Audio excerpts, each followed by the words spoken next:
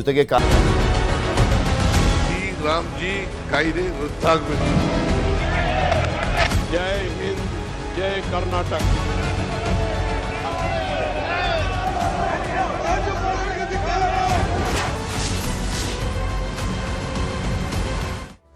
Welcome back. ಇನ್ನ governor Gehlot ನಡವಳಿಕೆ ಸರಿ ಇದೆ ಅನ್ನುವಂಥದ್ರ ಬಗ್ಗೆ ಬಿಜೆಪಿ ನಾಯಕರು ಸಮರ್ಥನೆ ಮಾಡ್ಕೊಳ್ತಾ ಇದ್ದಾರೆ. ಅವರೇನು ಮಾತನಾಡಿದ್ರು ನೋಡೋಣ. ಗೌರವಾನ್ವಿತ ರಾಜ್ಯಪಾಲರು ಎರಡೂ ಸದನದ ಜಂಟಿ ಅಧಿವೇಶನವನ್ನ ಉದ್ದೇಶಿಸಿ ಇವತ್ತು ಮಾತನಾಡಿದ್ದಾರೆ. ಆದರೆ ಸದನದ ಒಳಗಡೆ ರಾಜ್ಯಪಾಲರಿಗೆ ಅಗೌರವ ಮಾಡುವಂಥ ಕೆಲಸ ಆಡಳಿತ ಪಕ್ಷದವರು ಮಾಡಿರ್ತಕ್ಕಂಥದ್ದು ಇದು ಖಂಡನಾರ್ಹ. ಯಾತಕ್ಕೋಸ್ಕರ ಇವತ್ತು ಈ ಪರಿಸ್ಥಿತಿ ನಿರ್ಮಾಣ ಆಗಿದೆ. ರಾಜ್ಯ ಸರ್ಕಾರ ತನ್ನ ವೈಫಲ್ಯಗಳನ್ನು ಮುಚ್ಚಿ ಹಾಕೊಳ್ತಕ್ಕಂಥ ಸಲುವಾಗಿ ಕೇಂದ್ರ ಸರ್ಕಾರದ ಮೇಲೆ ಒಂದು ದ್ವೇಷ ರಾಜಕಾರಣವನ್ನು ಮಾಡೋದಕ್ಕೆ ಈ ಸದನವನ್ನು ಬಳಸ್ಕೊಳ್ಳೋದಕ್ಕೆ ಏನು ರಾಜ್ಯ ಸರ್ಕಾರ ಹೊರಟಿದೆ, ಇದು ಖಂಡಿತ ಸರಿಯಲ್ಲ. ಇವತ್ತು ಈ ಕಾಂಗ್ರೆಸ್ ಸರ್ಕಾರ ಪ್ರಜಾಪ್ರಭುತ್ವದ ಕಗ್ಗೊಲೆ ಮಾಡುವಂಥ ಕೆಲಸ ಮಾಡಿದ್ದಾರೆ. ಒಂದು ಒಕ್ಕೂಟದ ವ್ಯವಸ್ಥೆಗೆ ಧಕ್ಕೆ ತರುವಂಥ ದಾರಿಯಲ್ಲಿ ಇವತ್ತು ರಾಜ್ಯ ಸರ್ಕಾರ ಸಾಗ್ತಾ ಇದೆ. ಸದನದ ದುರ್ಬಳಕೆಯನ್ನು ಕೂಡ ರಾಜ್ಯ ಸರ್ಕಾರ ಮಾಡಿಕೊಳ್ಳೋದಕ್ಕೆ ಇನ್ನು ಸರ್ಕಾರದ ಭಾಷಣ ಓದಿದ ಗವರ್ನರ್ ನಡೆಗೆ ಖಂಡನೆಯನ್ನ ವ್ಯಕ್ತಪಡಿಸಲಾಗಿದೆ. ಗವರ್ನರ್ ವಿರುದ್ಧ ಕಾನೂನು ಸಮರಕ್ಕೆ ಕಾಂಗ್ರೆಸ್ ಪ್ಲಾನ್ ಅನ್ನು ಮಾಡಲಾಗಿದೆ. ಈಗಾಗಲೇ ದೆಹಲಿಯಲ್ಲಿದ್ದಾರೆ ಎಜಿ ಶಶಿಕರಣ್ ಶೆಟ್ಟಿ ಅವರು. ಇದೆಲ್ಲದರ ಬಗ್ಗೆನೂ ಕೂಡ ಇನ್ನಷ್ಟು ಮಾಹಿತಿಯನ್ನ ಕೊಡ್ತಾ ಹೋಗ್ತಾರೆ ನಮ್ಮ ಪೊಲಿಟಿಕಲ್ ಬ್ಯೂರೋ ಮುಖ್ಯಸ್ಥರಾಗಿರುವಂತಹ ಚಿದಾನ್ ಪಟೇಲ್ ನಮ್ಮ ಜೊತೆ ನೇರ ಸಂಪರ್ಕದಲ್ಲಿ ಜಾಯ್ನ್ ಆಗಿದ್ದಾರೆ. ಚಿದಾನ್ ಪಟೇಲ್, ಗವರ್ನರ್ ಏನೋ ಬಂದ್ರು, ಆದ್ರೆ ಅಲ್ಲಿ ಭಾಷಣ ಮಾಡಲಿಲ್ಲ ಅನ್ನುವಂಥದ್ದು ಕಾಂಗ್ರೆಸ್ ನಾಯಕರ ಆಕ್ರೋಶಕ್ಕೆ ಗುರಿಯಾಗಿರುವಂಥದ್ದು. ಈಗ ವಾಟ್ ನೆಕ್ಸ್ಟ್ ಅನ್ನುವಂಥದ್ದನ್ನ ನೋಡ್ತಾ ಹೋದಾದ್ರೆ ಸರ್ಕಾರ ಅಥವಾ ಕಾಂಗ್ರೆಸ್ ಪಕ್ಷ ಏನ್ ಮಾಡ್ಲಿಕ್ಕೆ ಹೊರಟಿದೆ, ಯಾವ ರೀತಿಯಾಗಿ ಖಂಡನೆಯನ್ನ ವ್ಯಕ್ತಪಡಿಸ್ತಾ ಕಾನೂನು ಹೋರಾಟಕ್ಕೆ ಮುಂದಾಗ್ತಿದ್ದಾರೆ ಅಂತ?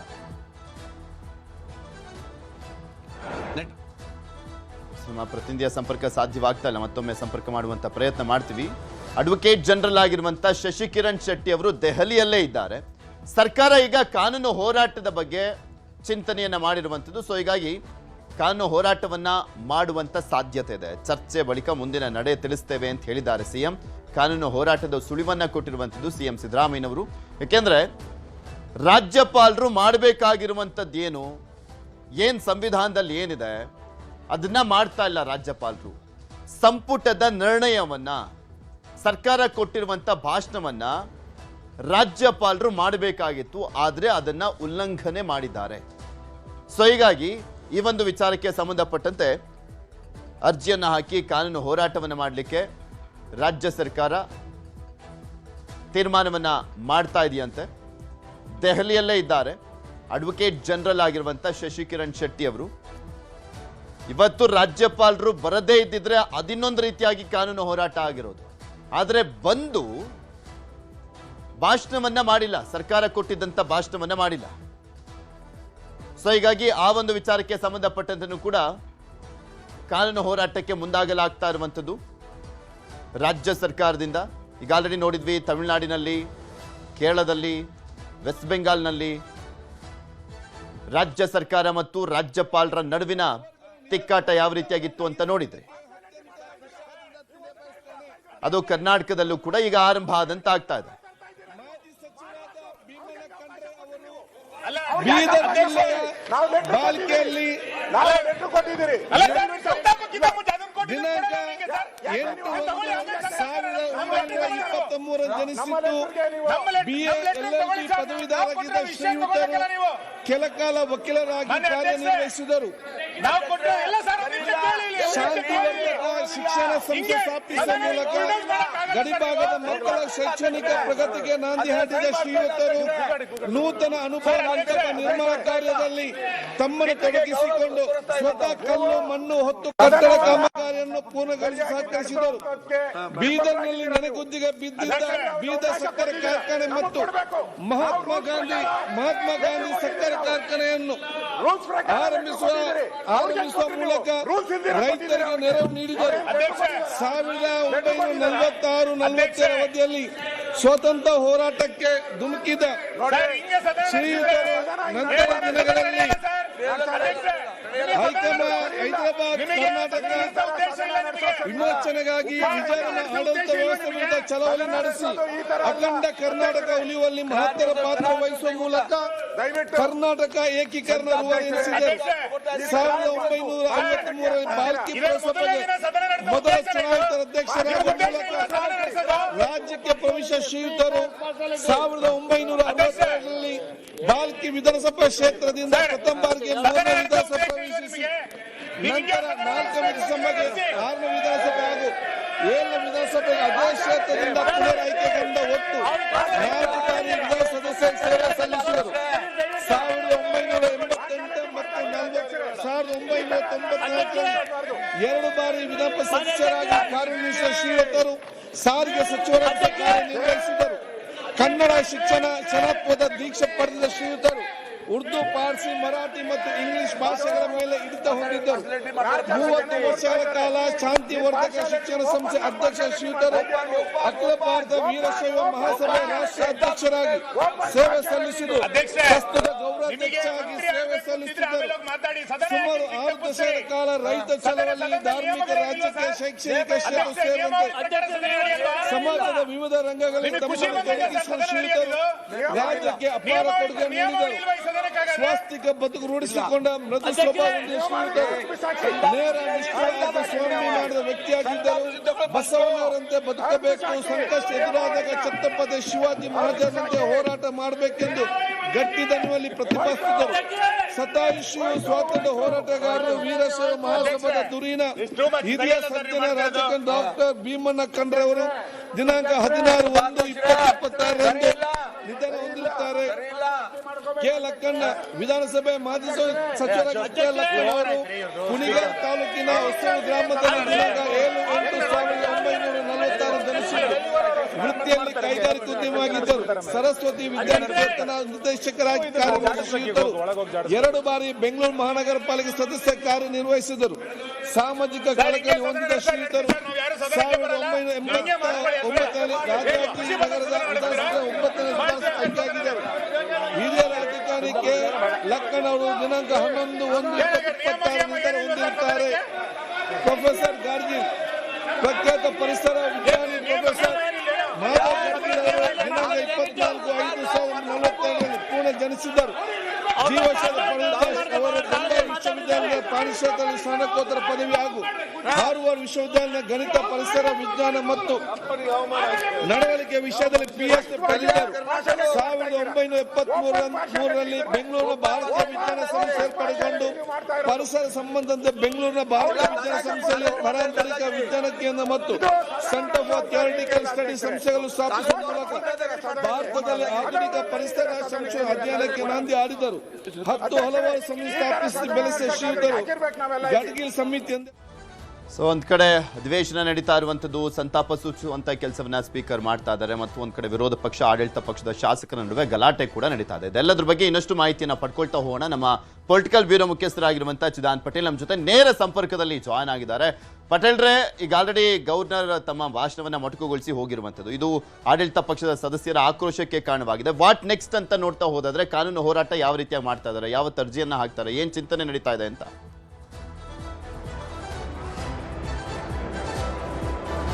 ಪೃಥ್ವಿರಾಜ್ ಆರ್ನಳ್ಳಿ ಮಹತ್ತರ ಬೆಳವಣಿಗೆಯೊಂದರ ಹಿನ್ನೆಲೆಯಲ್ಲಿ ಇವತ್ತು ಸಂಜೆ ರಾಜ್ಯ ಸಚಿವ ಸಂಪುಟ ಸಭೆ ನಡೀತಿರ್ತಕ್ಕಂಥದ್ದು.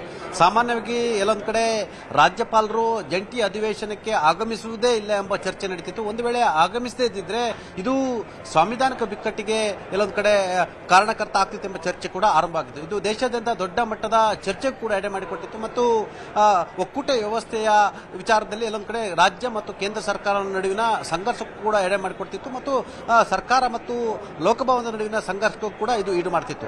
ಈ ಎಲ್ಲದರ ನಡುವೆ ಕೂಡ ರಾಜ್ಯಪಾಲರು ಬಂದಿರತಕ್ಕಂಥದ್ದು. ರಾಜ್ಯಪಾಲರು ಕರ್ನಾಟಕ ಸರ್ಕಾರ ಅಂತ ಒಂದು ಪದವನ್ನು ಹೇಳಿದ್ರು ಕೂಡ ಕರ್ನಾಟಕದ ಸರ್ಕಾರದ ಸಿದ್ಧಪಡಿಸಿದ ಭಾಷಣವನ್ನ ಓದದಿದ್ರು ಕೂಡ ಅವರು ಸ್ವತಃ ಅವರೇ ತಯಾರಿ ಮಾಡಿದಂತ ಒಂದು ವಾಕ್ಯದ ಭಾಷಣವನ್ನು ಓದಿ ಹೋಗಿರ್ತಕ್ಕಂಥ ಆ ಮುಖಾಂತರ ಎಲ್ಲೊಂದು ಕಡೆ ಈಗಾಗಲೇ ಜಂಟಿ ಅಧಿವೇಶನದಲ್ಲಿ ಸರ್ಕಾರದ ಭಾಷಣವನ್ನ ಎಲ್ಲೊಂದು ಕಡೆ ಅದು ಮಂಡನೆ ಮಾಡಿದಂತೆ ಕೂಡ ಆಗುವಂಥದ್ದು.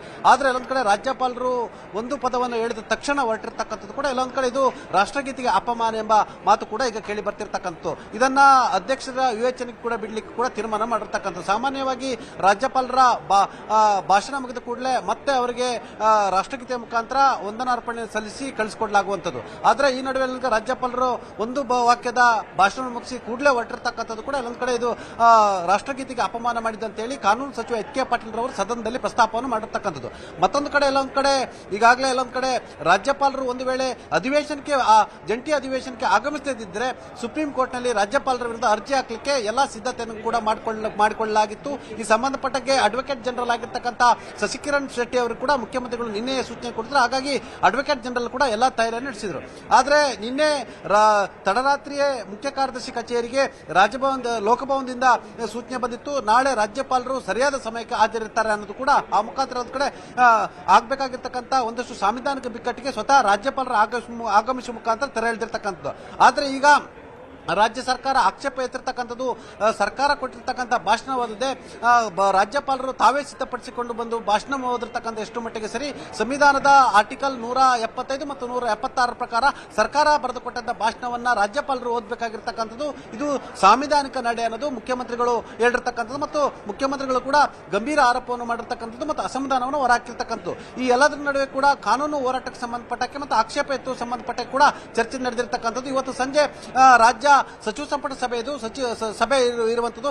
ಇವತ್ತಿನ ಸಚಿವ ಸಂಪುಟ ಸಭೆಯಲ್ಲಿ ಎಲ್ಲೊಂದು ಕಡೆ ರಾಜ್ಯಪಾಲರು ತಾವೇ ಸಿದ್ಧಪಡಿಸಿದ್ದ ಭಾಷಣವನ್ನು ಓದಿದ ಸಂಬಂಧಪಟ್ಟಕ್ಕೆ ಕಾನೂನಿನ ಹೋರಾಟವನ್ನು ಮಾಡಬೇಕಾ ಅಥವಾ ಅದನ್ನ ಸದನದಲ್ಲೇ ಖಂಡಿಸಬೇಕಾ ಎಂಬುದರ ಬಗ್ಗೆ ಕೂಡ ಅಂತಿಮವಾಗಿ ತೀರ್ಮಾನವನ್ನು ಕೈಗೊಳ್ಳಲಾಗ್ತಿರ್ತಕ್ಕಂಥದ್ದು. ಪೃಥ್ವಿ, ಚಿದಾನ್ ಪಟೇಲ್, ಮತ್ತೊಂದು ಕಡೆ ಸಂತಾಪ ಸೂಚಿಸುವಂತ ಕೆಲಸ ಆಗ್ತದೆ. ಇದೇ ಸಂದರ್ಭದಲ್ಲಿ ವಿರೋಧ ಪಕ್ಷ ಮತ್ತು ಆಡಳಿತ ಪಕ್ಷದ ನಡುವೆನೂ ಕೂಡ ಯಾವ ರೀತಿಯ ಗಲಾಟೆ ಆಗ್ತದೆ, ಏನ್ ಚರ್ಚೆ ಮಾಡಲಾಗ್ತದೆ, ಮತ್ತೊಂದು ಕಡೆ ಬಿಜೆಪಿಯು ಸಮರ್ಥನೆ ಮಾಡ್ಕೊಳ್ತಾ ಇದ್ದಾರೆ ಗವರ್ನರ್ ಅವರ ನಡೆಯನ್ನ.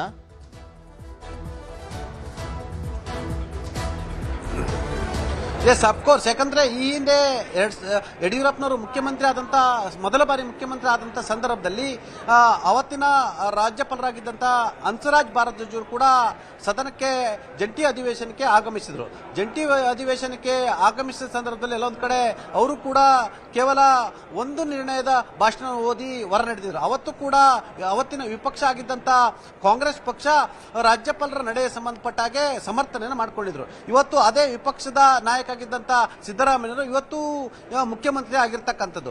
ಮತ್ತೊಂದು ಕಡೆ ಬಿಜೆಪಿ ವಿಪಕ್ಷ ಆಗಿರ್ತಕ್ಕಂಥದ್ದು. ಬಿಜೆಪಿ ಈಗ ಅನಿವಾರ್ಯವಾಗಿ ರಾಜ್ಯಪಾಲರ ನಡೆಗೆ ಬೆಂಬಲವನ್ನ ಘೋಷಣೆ ಮಾಡಿರ್ತಕ್ಕಂಥದ್ದು. ಅದರಲ್ಲೂ ಕೂಡ ಪ್ರಮುಖವಾಗಿ ಅವತ್ತಿನ ಅವರ ರಾಜ್ಯಪಾಲರಾಗಿದ್ದಂತ ಹಂಸರಾಜ್ ಭಾರದ್ವಾಜ್ ಅವರು ಈಗಾಗಲೇ ಯಡಿಯೂರಪ್ಪರ ವಿರುದ್ಧ ರಾಜ್ಯಪಾಲರಿಗೆ ಅವತ್ತಿನ ವಕೀಲರಾಗಿದ್ದಂತ ಪಾಷಾರ್ ಅವರು ದೂರನ್ನು ಕೊಟ್ಟಿದ್ರು. ಹಾಗಾಗಿ ಮುಖ್ಯಮಂತ್ರಿಗಳ ಮೇಲೆ ಗಂಭೀರ ಭ್ರಷ್ಟಾಚಾರದ ಆರೋಪವನ್ನು ಹೊರಿಸಿದ್ದಾರೆ. ಹಾಗಾಗಿ ಇಂಥ ಆರೋಪ ಹೊತ್ತಿರುವ ಮುಖ್ಯಮಂತ್ರಿಯ ನೇತೃತ್ವದಲ್ಲಿರ್ತಕ್ಕಂಥ ಸರ್ಕಾರದ ವಿಚಾರವಾಗಿ ನಾನು ಭಾಷಣವನ್ನು ಓದಲ್ಲ ಅಂತೇಳಿ ನಮ್ಮ ಪ್ರತಿನಿಧಿಯ ಸಂಪರ್ಕ ಸಾಧ್ಯವಾಗ್ತಲ್ಲ. ಥವರ್ಚಂದ್ ಗೆಹ್ಲೋಟ್ ಕೂಡ ಒಂದು ವಾಕ್ಯದ ಭಾಷಣ ಓದಿ ಹೊರನಡೆದಿರ್ತಕ್ಕಂಥದ್ದು. ಹಾಗಾಗಿ ಅವತ್ತು ವಿಪಕ್ಷದಂತ ಕಾಂಗ್ರೆಸ್ ಇವತ್ತು ಆಡಳಿತ ಪಕ್ಷದಲ್ಲಿರ್ತಕ್ಕಂಥದ್ದು. ಅವತ್ತು ಆಡಳಿತ ಪಕ್ಷದಲ್ಲಿದ್ದಂತ ಬಿಜೆಪಿ ಇವತ್ತು ವಿಪಕ್ಷದಲ್ಲಿ ಇರ್ತಕ್ಕಂಥದ್ದು. ಸದ್ಯ ಇವತ್ತಿನ ಸಚಿವ ಸಂಪುಟ ಸಭೆಯಲ್ಲಿ ಈ ಸಂಬಂಧಪಟ್ಟಕ್ಕೆ ಕಾನೂನು ಹೋರಾಟವನ್ನ ಮಾಡಬೇಕಾ ಅಥವಾ ಸದನದಲ್ಲೇ ರಾಜ್ಯಪಾಲರ ನಡೆಯನ್ನ ಖಂಡಿಸಬೇಕಾ, ಈ ಎಲ್ಲದರ ಬಗ್ಗೆ ಕೂಡ ಅಂತಿಮ ನಿರ್ಧಾರವನ್ನು ತೆಗೆದುಕೊಳ್ಳಲಿಕ್ಕೆ ಈಗಾಗಲೇ ರೂಪುರೇಷಣೆ ಮಾಡಿರ್ತಕ್ಕಂಥದ್ದು. ಪೃಥ್ವಿ, ಒಂದ್ ಕಡೆ ಪಟೇಲ್ರ ನೀವು ಕೂಡ ನೋಡ್ತಾ ಇದ್ರು, ಬಿ ಕೆ ಹರಿಪ್ರಸಾದ್ ಅವರು ಬಂದು ಆರೋಪವನ್ನು ಮಾಡ್ತಾ ಇದ್ರು, ನನ್ನ ಬಟ್ಟೆ ಅರಿಯುವಂತ ಕೆಲಸವನ್ನ ಮಾಡಿದ್ದಾರೆ ಬಿಜೆಪಿಯ ಶಾಸಕರುಗಳು, ಮುಂದೆ ಬಂದು ಮಾಡ್ಲಿಕ್ಕೆ ಅದನ್ನ ಧೈರ್ಯ ಇಲ್ಲ ಇವರಿಗೆ ಅಂತೆಲ್ಲ ಹೇಳ್ತಾ ಇದ್ರು. ನಿಜಕ್ಕೂ ಹಂಗಾಗಿದೆ ಅಥವಾ ಅದೊಂದು ಸೃಷ್ಟಿಯಾಗಿರುವಂತ ಕಥೆನಾ ಅಂತ? ರಾಜ್ಯಪಾಲರು ಒಂದು ವಾಕ್ಯದ ಭಾಷಣವನ್ನು ಮಾಡಿ ವರ್ಣನೆಯುವ ಸಂದರ್ಭ ಅದು ಅಧಿವೇಶನದ ಹೊರಬಾಗಿಲ ಒಳಗಡೆ ಹರಿಪ್ರಸಾದ್ ರವರು ರಾಜ್ಯಪಾಲರು ರಾಜ್ಯ ಸರ್ಕಾರದ ಭಾಷಣ ಓದಲೇಬೇಕಂತೇಳಿ ಏರು ಧ್ವನಿಯಲ್ಲಿ ಮತ್ತು ಜೋರು ಧ್ವನಿಯಲ್ಲಿ ಒತ್ತಡವನ್ನು ಹಾಕ್ತಿದ್ರು. ಆ ಸಂದರ್ಭದಲ್ಲಿ ರಾಜ್ಯಪಾಲರು ತಾವು ಭಾಷಣ ಓದಿ ನೀವು ತೆರಳಬೇಕಂತೇಳಿ ದೊಡ್ಡ ಮಟ್ಟದ ಧ್ವನಿಯಲ್ಲಿ ಒತ್ತಡ ಹಾಕಿ ರಾಜ್ಯಪಾಲರ ಬಳಿ ಬಂದಂತ ಸಂದರ್ಭ. ಆ ಸಂದರ್ಭದಲ್ಲಿ ಬಿಜೆಪಿಯ ಸದಸ್ಯರು ಇದ್ರು ಮತ್ತು ಈಗಾಗಲೇ ಸ್ಪೀಕರ್ ಕಚೇರಿಯ ಮಾರ್ಷಲ್ಗಳು ಕೂಡ ಇದ್ರು. ಆ ಸಂದರ್ಭದಲ್ಲಿ ಒಂದಷ್ಟು ರಾಜ್ಯಪಾಲರಿಗೆ ಎಲ್ಲೊಂದ್ ಕಡೆ ರಕ್ಷಣೆ ಕೊಡುವ ನಿಟ್ಟಿನಲ್ಲಿ ರಾಜ್ಯ ಸ್ಪೀಕರ್ ಕಚೇರಿಯ ಮಾರ್ಷಲ್ಗಳು ಒಂದಷ್ಟು ಆಡಳಿತ ಪಕ್ಷದ ಸದಸ್ಯರನ್ನ ತಳ್ಳಿದ್ರು. ಆ ಸಂದರ್ಭದಲ್ಲಿ ಒಂದಷ್ಟು ನುಗ್ಗಲು ಆರಂಭವಾಯಿತು. ಆ ಸಂದರ್ಭದಲ್ಲಿ ಹರಿಪ್ರಸಾದ್ ಅವರ ಬಟ್ಟೆ ಹರಿದಿರ್ತಕ್ಕಂಥದ್ದು. ಹಾಗಾಗಿ ಇದು ಮೇಲ್ನೋಟಕ್ಕೆ ಮಾರ್ಷಲ್ಗಳ ನೂಕಿದ ಕಾರಣಕ್ಕಾಗಿ ಆ ಸಂದರ್ಭದಲ್ಲಿ ಗವರ್ನರ್ ಅವರಿಗೆ ರಕ್ಷಣೆಯನ್ನು ಕೊಟ್ಟು ಅವರನ್ನ ಕಳಿಸ್ಕೊಡ್ಬೇಕಾಗಿತ್ತು. ಆ ಸಂದರ್ಭದಲ್ಲಿ ಇವರು ನುಗ್ಗಲು ಪ್ರಯತ್ನಿಸಿದ್ರು. ಹಾಗಾಗಿ ಎಲ್ಲೊಂದ್ ಕಡೆ ಮಾರ್ಷಲ್ಗಳ ರಕ್ಷಣೆ ಕೊಡುವ ಸಂದರ್ಭದಲ್ಲಿ ಒಂದಷ್ಟು ನುಗ್ಗಲು ನಡೆದಿರ್ತಕ್ಕಂಥ ಆ ನುಗ್ಗಲಿನಲ್ಲಿ ಆ ವಿಪಕ್ಷದವರು ಕೂಡ ಕಂಡು ಬಂದ್ರು ಮತ್ತು ಆಡಳಿತ ಪಕ್ಷದವರು ಕೂಡ ಇದ್ರು. ಆ ಸಂದರ್ಭದಲ್ಲಿ ಹರಿಪ್ರಸಾದ್ ಅವರ ಬಟ್ಟೆ ಹರಿದಿರ್ತಕ್ಕಂಥದ್ದು. ಆದ್ರೆ ಇದೀಗ ಎಲ್ಲೊಂದ್ ಕಡೆ ಹರಿಪ್ರಸಾದ್ ಅವರು ರಾಜ್ಯಪಾಲರಿಗೆ ಎಲ್ಲೊಂದ್ ಕಡೆ ಸದನದ ಒಳಗೆ ಗೇರವ್ ಹಾಕಲಿಕ್ಕೆ ಪ್ರಯತ್ನವನ್ನ ಪಟ್ಟರು. ಇದು ಎಲ್ಲೊಂದ್ ಕಡೆ ಸಾಂವಿಧಾನಿಕ ನಡೆಯ ಉಲ್ಲಂಘನೆ ಮತ್ತು ಎಲ್ಲೊಂದ್ ಕಡೆ ರಾಜ್ಯಪಾಲರಿಗೆ ಸದನದ ಒಳಗಡೆ ಅಗೌರವ ತೋರಿಸಿದ್ದು. ಹಾಗಾಗಿ ಅವ್ರನ್ನ ಸದನದಿಂದ ಹೊರ ಹಾಕ್ಬೇಕಂತೇಳಿ ಬಿಜೆಪಿ ಕೂಡ ಇದೀಗ ಪಟ್ಟು ಹಿಡಿದಿರ್ತಕ್ಕಂಥದ್ದು. ಪೃಥ್ವಿ, ಈಗ ಒಂದ್ ಕಡೆ ರಾಜ್ಯಪಾಲರು ಭಾಷಣವನ್ನ ಮಾಡಿಲ್ಲ, ಅದನ್ನ ಮೊಟಕುಗೊಳಿಸಿರುವಂಥದ್ದು, ಇದೊಂದು ರೀತಿಯಾದಂತಹ ಒಂದು ಅಸ್ತ್ರವನ್ನಾಗಿ ಮಾಡ್ಕೊಳ್ತಾ ಇರುವಂಥದ್ದು ಕಾಂಗ್ರೆಸ್. ಅದರ ಜೊತೆಗೆ ಮನ್ರೇಗಾ ಹೆಸರನ್ನ ಬದಲಾಯಿಸಿ ವಿ ರಾಮ್ಜಿ ಹೆಸರನ್ನ ತಂದಿರುವಂತ ವಿಚಾರಕ್ಕೆ ಸಂಬಂಧಪಟ್ಟಂತೆ ನಿಜಕ್ಕೂ ಕೂಡ ಚರ್ಚೆ ಹೆಂಗ್ ನಡೆಯೋಣ ಅಂತ ಇದೇ ದೊಡ್ಡ ಕೋಲಾಹಲಕ್ಕೆ ಕಾರಣ ಆಗುತ್ತಾ? ಇದನ್ನೇ ಇಟ್ಕೊಂಡು ದೊಡ್ಡ ಮಟ್ಟದಲ್ಲಿ ಗಲಾಟೆಯನ್ನ ಮಾಡ್ಲಿಕ್ಕಾಗತ್ತಾ ಅಂತ? ಈಗಾಗಲೇ ಭಾರತೀಯ ಜನತಾ ಪಕ್ಷ ಮತ್ತು ಜೆಡಿಎಸ್ ಈಗ ಒಗ್ಗಟ್ಟಾಗಿರ್ತಕ್ಕಂಥದ್ದು. ಇವತ್ತು ಸಂಜೆ ಭಾರತೀಯ ಜನತಾ ಪಕ್ಷ ಮತ್ತು ಜೆಡಿಎಸ್ನ ಶಾಸಕರುಗಳಿಗೆ ಕೇಂದ್ರ ಗ್ರಾಮೀಣಾಭಿವೃದ್ಧಿ ಮತ್ತು ಪಂಚಾಯತ್ ರಾಜ್ ಸಚಿವರಾಗಿರ್ತಕ್ಕಂಥ ಶಿವರಾಜ್ ಸಿಂಗ್ ಚೌಹಾಣ್ ರವರು ಹಾಗೂ ಕೇಂದ್ರ ಸಚಿವರಾಗಿರ್ತಕ್ಕಂಥ ಎಚ್ ಡಿ ಕುಮಾರಸ್ವಾಮಿ ಅವರು ಮತ್ತು ಮಹಾತ್ಮ ಗಾಂಧಿ ನರೇಗಾ ಹೆಸರನ್ನು ಬದಲಾಯಿಸಿರ್ತಕ್ಕಂಥದ್ದು ಮತ್ತು ವಿಬಿಜಿ ರಾಮ್ಜಿ ಮಸೂದೆಯಲ್ಲಿ ಏನೆಲ್ಲ ಅಂಶ ಇದೆ, ಈ ಹಿಂದಿನ ಮಹಾತ್ಮ ಗಾಂಧಿ ನರೇಗಾ ಯೋಜನೆಯಲ್ಲಿ ಇರ್ತಕ್ಕಂಥ ಅಂಶಗಳು ಮತ್ತು ಹೊಸದಾಗಿ ನಾವೇನು ಸೇರ್ಪಡೆ ಮಾಡಿದ್ವಿ ಮತ್ತು ಯಾವುದನ್ನ ಕೈ ಬಿಟ್ಟಿದ್ದೀವಿ, ಸದನದ ಒಳಗೆ ಮತ್ತು ಹೊರಗೆ ಶಾಸಕರು ಮತ್ತು ನಾಯಕರು ಯಾವ ರೀತಿ ಕಾಂಗ್ರೆಸ್ ಹಾಗೂ ವಿಪಕ್ಷಗಳ ಆರೋಪಕ್ಕೆ ತಿರುಗೇಟು ಕೊಡಬೇಕಂತೇಳಿ ಕಾರ್ಯಾಗಾರವನ್ನು ಮಾಡ್ತಿರ್ತಕ್ಕಂಥದ್ದು. ಆ ಮುಖಾಂತರ ಶಾಸಕರುಗಳಿಗೆ ಸ್ವತಃ ಖುದ್ದು ಕೇಂದ್ರ ಸಚಿವರೇ ಇಲ್ಲಿ ರಾಜ್ಯಕ್ಕೆ ಆಗಮಿಸಿರ್ತಕ್ಕಂಥದ್ದು. ಆ ಮುಖಾಂತರ ಸರ್ಕಾರ ಮಹಾತ್ಮ ಗಾಂಧಿ ಹೆಸರನ್ನು ಕೈ ಬಿಟ್ಟಿರೋದಕ್ಕೆ ದೊಡ್ಡ ಮಟ್ಟದ ಹೋರಾಟವನ್ನು ಮಾಡ್ಲಿಕ್ಕೆ ತೀರ್ಮಾನ ಮಾಡಿರ್ತಕ್ಕಂಥದ್ದು. ಹೋರಾಟದ ಭಾಗವಾಗಿ ವಿಶೇಷ ಅಧಿವೇಶನ ಕರೆದಿರ್ತಕ್ಕಂಥದ್ದು. ವಿಶೇಷ ಅಧಿವೇಶನದಲ್ಲಿ ಸರ್ಕಾರದ ಮತ್ತು ಆಡಳಿತ ಪಕ್ಷದ ಸದಸ್ಯರ ಆರೋಪಕ್ಕೆ ತಕ್ಕ ಮಟ್ಟದ ರೀತಿಯಲ್ಲಿ ಸರಿಯಾದ ರೀತಿಯಲ್ಲಿ ತಿರುಗೇಟು ಕೊಡಲಿಕ್ಕೆ ಇವತ್ತು ಕಾರ್ಯಾಗಾರವನ್ನು ಮಾಡ್ತಿರ್ತಕ್ಕಂಥದ್ದು. ಹಾಗಾಗಿ ಈ ಸಂದರ್ಭದಲ್ಲಿ ಸರ್ಕಾರಕ್ಕೆ ಬಿಜೆಪಿ ಕೂಡ ತಿರುಗೇಟು ಕೊಡುವ ಸಾಧ್ಯತೆ ಕೂಡ ಇರತಕ್ಕಂಥದ್ದು. ಈ ಸಂದರ್ಭದಲ್ಲಿ ಸರ್ವೇ ಸಾಮಾನ್ಯವಾಗಿ ಗದ್ದಲ ವಾಕ್ಸಮರ ಏರ್ಪಡುವುದಂತೂ ಖಚಿತ ಅಂತಲೇ ಹೇಳ್ಬೋದು. ಪೃಥ್ವಿ, ಓಕೆ, ಧನ್ಯವಾದ ಪಟೇಲ್ ನಿಮ್ಮೆಲ್ಲ ಮಾಹಿತಿಗಾಗಿ.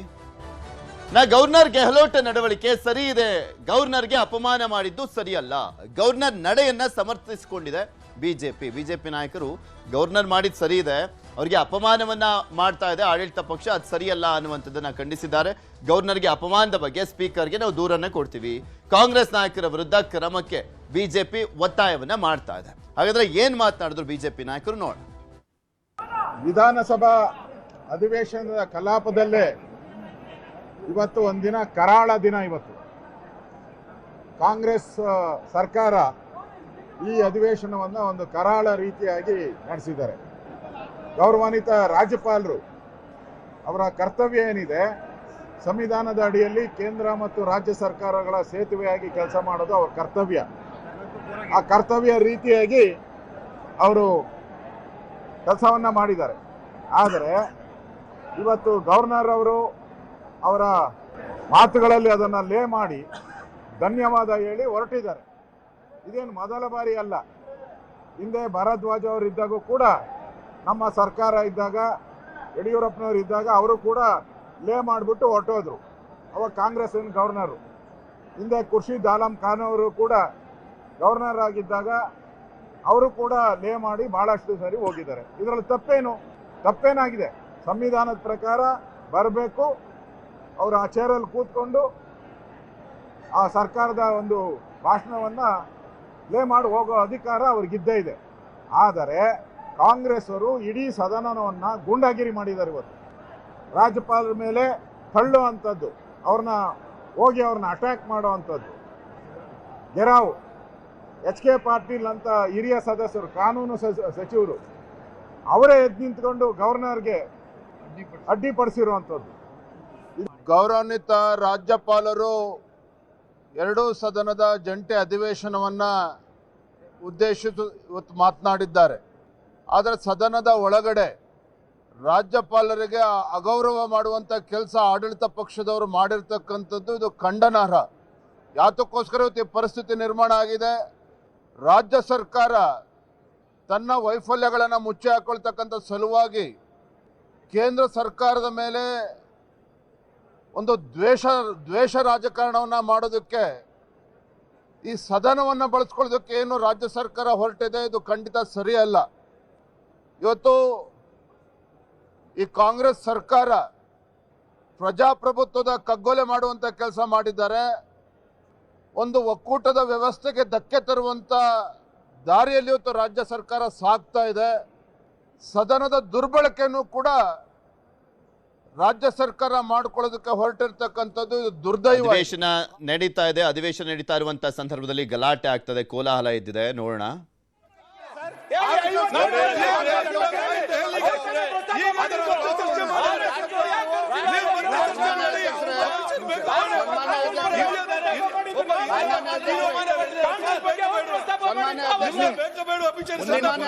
ಒಂದು ಸದನದ ಹಿರಿಯ ವರ್ಷ ತೀರೋಗಿದ್ದಾರೆ.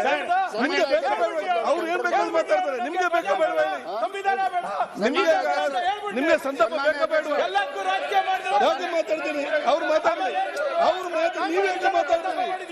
ಸಂತಾಪ ಸೂಚನೆ ಬೇಕಾ ಬೇಡವಾ ಹೇಳಿ? ಅವ್ರು ಚರ್ಚೆ ಮಾಡ್ತಾರೆ. ನಿಮ್ಗೆ ಬೇಕಾ ಬೇಡವಾ?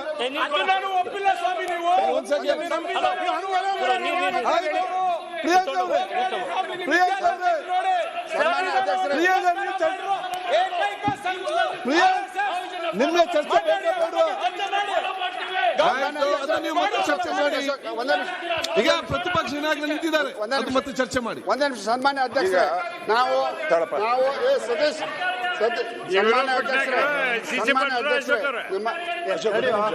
ಸನ್ಮಾನ್ಯ ಅಧ್ಯಕ್ಷ ಸದನ ಸುರಳಿತವಾಗಿ ನಡೀಬೇಕಂತಂದ್ರ ನನ್ನ ಆತ್ಮೀಯ ಸ್ನೇಹಿತ ಗ್ರಾಮೀಣಾಭಿವೃದ್ಧಿ ಸಚಿವರನ್ನ ನೀವು ಮೊದಲೇ ಕಂಟ್ರೋಲ್ನಾಗ ಇಡ್ರಿ. ನಿಮ್ಮ ಆತ್ಮೀಯ ಸ್ನೇಹಿತ ನೀವೇ ಕಂಟ್ರೋಲ್.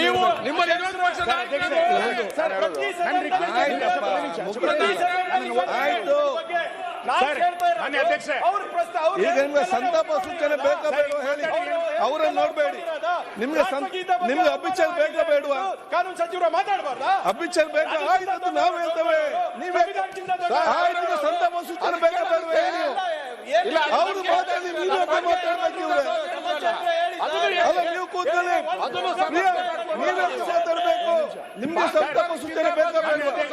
ಒಂದು ಹಿರಿಯರು 100 ಆದಂತ ಹಿರಿಯ ನಾಯಕರು ನಮ್ಮ ನಗಲಿದ್ದಾರೆ. ಅವ್ರಿಗೆ ಬೇಕಾ ಬೇಡವಾ? ನಾಳೆ ನಮ್ಮ ಮನೆಯವರು ಏನ್ ಪರಿಸ್ಥಿತಿ ಆಗ್ಬೋದು?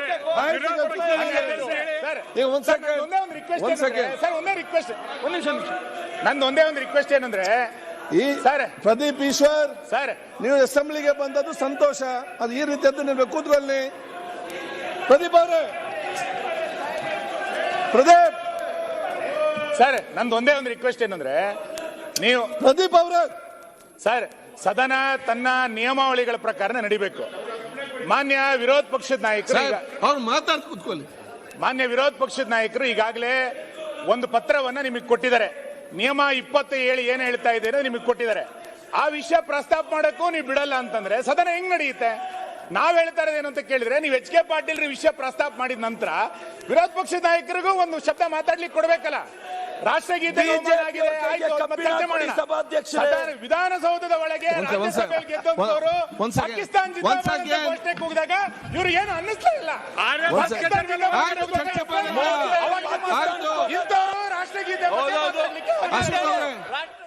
ಖರ್ಗೆ ಅವರು ಮಾತನಾಡ್ತಿದ್ದಾರೆ, ನೋಡೋಣ.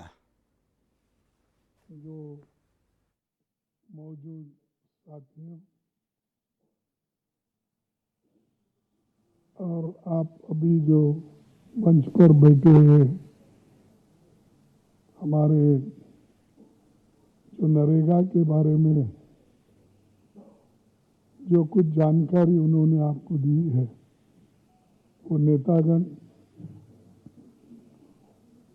और अनुभव के आधार पर बहुत कुछ उन्होंने बताया। और आपने आप जो काम कर रहे हैं, ये देखकर राहुल गांधी जी बड़े खुश हो गए। आपको सभी को मैं धन्यवाद देता हूं कि जैसा कि उन्होंने प्रदर्शन किया कि जिस ढंग से ನಡೆದಿದೆ ಅಂತ ನೀವು ಹೇಳಿದ್ದೀರಾ, ಕೊಡ್ಬೇಕಾಯ್ತು. ನಾನು ಕೊಟ್ಟಿದ್ದೀನಿ. ನಾನು ಅಪೀಲ್ ಮಾಡಿದವನು. ನಾನು ಅಪೀಲ್ ಮಾಡಿದವ್ರಿಗೆ ನೀವು ಕೊಡ್ದಿರಾ, ಅಪೀಲ್ ಮಾಡದೇ ಇರೋರಿಗೆ ನೀವು ಅವಕಾಶ ಕೊಡ್ತೀರಲ್ಲ. ಇರ್ಬೋದು, ಅವ್ರು ಲಾ ಮಿನಿಸ್ಟರ್ ಆದ್ರೆ ಏನು ಸ್ಪೆಷಲ್ ಕ್ಯಾಟಗರಿ ಏನಿಲ್ಲ ಅವ್ರಿಗೆ. ಎಲ್ಲರೂ ಒಂದೇ, ಇಲ್ಲಿರೋರೆಲ್ಲರೂ ಕೂಡ ಎಲ್ಲರೂ ಒಂದೇ. ಎಲ್ಲಾ MLAಗಳಿಗೂ ಅದೇ ಗೌರವ ಇರೋದು. ಅವ್ರಿಗೂ ಒಂದೇ ಓಟ್ ಇರೋದು, ನನಗೂ ಒಂದೇ ಓಟ್ ಇರೋದು. ಇಲ್ಲಿ ನಾನು ಬಿಡ್ರಿ, ಹೋಲಿ MLAಗಳು ನೀವೇ ಮಾತಾಡಬೇಡಿ. ಈಗ ಸನ್ಮಾನ್ಯ ಅಧ್ಯಕ್ಷರೇ, ನಾನು ಪತ್ರದಲ್ಲಿ ಏನ್ ಕೊಟ್ಟಿದ್ದೀನಿ ಅಂದ್ರೆ ಪೇಜ್ 13 ನಮ್ಮ ಕರ್ನಾಟಕ ವಿಧಾನಸಭೆಯ ಕಾರ್ಯವಿಧಾನ ಮತ್ತು ನಡವಳಿಕೆ ನಿಯಮಗಳು ನಾವೇ ಮಾಡಿರೋದು. ಅದರಲ್ಲಿ 13ನೇ ಇದರಲ್ಲಿ 27ನೇ ಕಲಮಲ್ಲಿ ರಾಜ್ಯಪಾಲರ ಭಾಷಣದ ಅವಧಿಯಲ್ಲಿ ಅನುಸರಿಸಬೇಕಾದ ಕ್ರಮ, ಸಂವಿಧಾನದ 175 ಅಥವಾ 176ನೇ ಅನುಚ್ಛೇದದ ಮೇರೆಗೆ ವಿಧಾನಮಂಡಲದ ಉಭಯ ಸದನಗಳು ಸಭೆ ಸೇರುವಾಗ ಅಥವಾ 175ನೇ ಅನುಚ್ಛೇದದ ಮೇರೆಗೆ ವಿಧಾನಸಭಾ ಸದಸ್ಯರು ಮಾತ್ರ ಸಭೆ ಸೇರುವಾಗ ರಾಜ್ಯಪಾಲರ ಭಾಷಣದ ಅವಧಿಯಲ್ಲಿ ಯಾರೇ ಸದಸ್ಯರು ಯಾವುದೇ ಭಾಷಣ ಮಾಡುವ ಮೂಲಕ ಅಥವಾ ಯಾವುದೇ ಕ್ರಿಯಾಲೋಪವೆತ್ತಿ ರಾಜ್ಯಪಾಲರ ಭಾಷಣಕ್ಕೆ ಮುಂಚಿತವಾಗಲಿ ಅಥವಾ ತರುವಾಯವಾಗಲಿ ರಾಜ್ಯಪಾಲರ ಭಾಷಣಕ್ಕೆ ಅಡ್ಡಿ ಉಂಟು ಮಾಡತಕ್ಕದ್ದಲ್ಲ. ಅಥವಾ ಅಥವಾ ಆಯ್ತು, ಗೊತ್ತಿದೆ, ಅವ್ರು ಉದ್ದಾರಲ್ಲ. ಅಥವಾ ಪುಸ್ತಕ ಇದೆ, ಪುಸ್ತಕದಲ್ಲಿ ಓದ್ಕೊಳ್ಳಿ. ನಾನು ಸ್ಪೆಲ್ಲಿಂಗ್ ನಾನು ತಪ್ಪು ಹೇಳಿರ್ತೀನಿ ಅಂತ ಅವರು ಅದು ಓದ್ಕೊಳ್ಳಿ ಬೇಕಾದ್ರೆ. ಅಥವಾ ಅಥವಾ ಆಯ್ತು ಬಾಲಕೃಷ್ಣ, ಯಾಕೆ ಸುಮ್ಮನೆ ವಿಘ್ನವನ್ನು ಉಂಟು ಮಾಡತಕ್ಕದ್ದಲ್ಲ. ಮತ್ತು ಅಂತ ಅಡ್ಡಿಯನ್ನು ಅಥವಾ ವಿಘ್ನವನ್ನು ಸದನದ ಆದೇಶದ ತೀವ್ರ ಉಲ್ಲಂಘನೆ ಎಂದು ಪರಿಗಣಿಸಿ ವಿಧಾನಸಭೆಯ ಮುಂದಿನ ಉಪವೇಶನದಲ್ಲಿ ಸಭಾಧ್ಯಕ್ಷರು ಆ ಬಗ್ಗೆ ವ್ಯವಹರಿಸತಕ್ಕದ್ದು ಅಂತ ಕ್ಲಿಯರ್ ಆಗಿದೆ. ಅಂದ್ರೆ ಏನು ಅವ್ರನ್ನ ಕ್ರಮ ಆಗಬಾರ್ದು ಅಂತ ಹೇಳಿ. ದಯವಿಟ್ಟು ಕೂತ್ಕೊಳ್ಳಿ.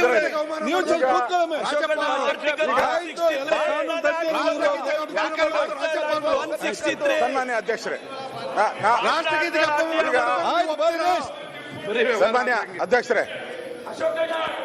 ಸನ್ಮಾನ್ಯ ಅಧ್ಯಕ್ಷರೇ, ಈಗ ಆ ಬಾಲಕೃಷ್ಣನು ಗಲಾಟೆ ಮಾಡಿದೆ, ಅವ್ರ ಮೇಲೆ ಕ್ರಮ ಆಗ್ಬೇಕು. ಅವ್ರದೇ ಫಸ್ಟ್ ಅಪರಾಧಿ. ಅವ್ರನ್ನೇ ಮಾಡಿದಿರಿ ನಾವು. ಸ್ಪೀಕರ್ ಮಾಡಿ ಅಧ್ಯಕ್ಷರೇ, ನಾನು ನಿಮ್ಮ ಹತ್ರ ಹೇಳುವಂತದ್ದು. ಅಧ್ಯಕ್ಷರೇ, ಬಾಲಕೃಷ್ಣ ಅವರು ಕೂತ್ಕೊಳ್ಳಿ.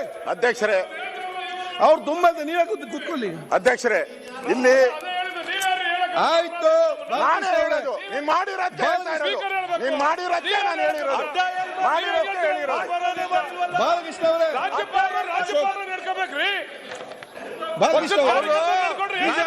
ಸನ್ಮಾನ್ಯ ಹಿಂದೆ ಈ ರಾಜ್ಯದಲ್ಲಿ ಗವರ್ನರ್ಗಳು ಬಂದು ರಾಜ್ಯಪಾಲರ ಭಾಷಣವನ್ನ ಮಾಡಿದ್ದಾರೆ. ಇವರೊಬ್ಬರೇ ಗೌರವಾನ್ವಿತ, ಈ ಒಬ್ಬರೇ ರಾಜ್ಯಪಾಲರಲ್ಲ. ಬಹಳಷ್ಟು ನಮಗೆ ಸ್ವಾತಂತ್ರ್ಯ ಬಂದಾಗಿಂದ ಮಹಾರಾಜರಿಂದ ಇದುವರೆಗೂ ಗವರ್ನರ್ಗಳು ಬಂದು ಭಾಷಣ ಮಾಡಿದ್ದಾರೆ. ಇಲ್ಲಿ ಹಿಂದೆ ಭಾರದ್ವಾಜ್ ಅವರು ಇದ್ದಾಗ, ಗೌರವಾನ್ವಿತ ಭಾರದ್ವಾಜ್ ಅವರು ಇದ್ದಾಗ ನಾನೇ ಇಲ್ಲಿ ಅಸೆಂಬ್ಲಿಯಲ್ಲಿ ಕೂತಿದ್ದೆ. ಅವರು ಭಾಷಣ ಏನು ಮಾಡಿಲ್ಲ, ಹಂಗೆ ಲೇ ಮಾಡ್ಬಿಟ್ಟು ಹೊರಟೋದ್ರು. ಎಲ್ಲ ನಿಮ್ಮವರೆಲ್ಲ ಹಂಗೇನೆ. ಹಿಂದೆ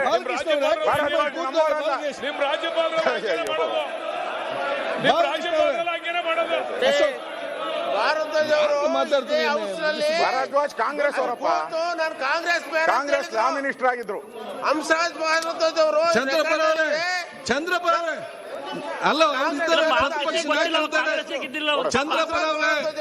ನಾವಿಲ್ಲಿ ಕೇಳಿದ್ದೀವಿ. ಈಗ ಸನ್ಮಾನ್ಯ ಅಧ್ಯಕ್ಷರೇ,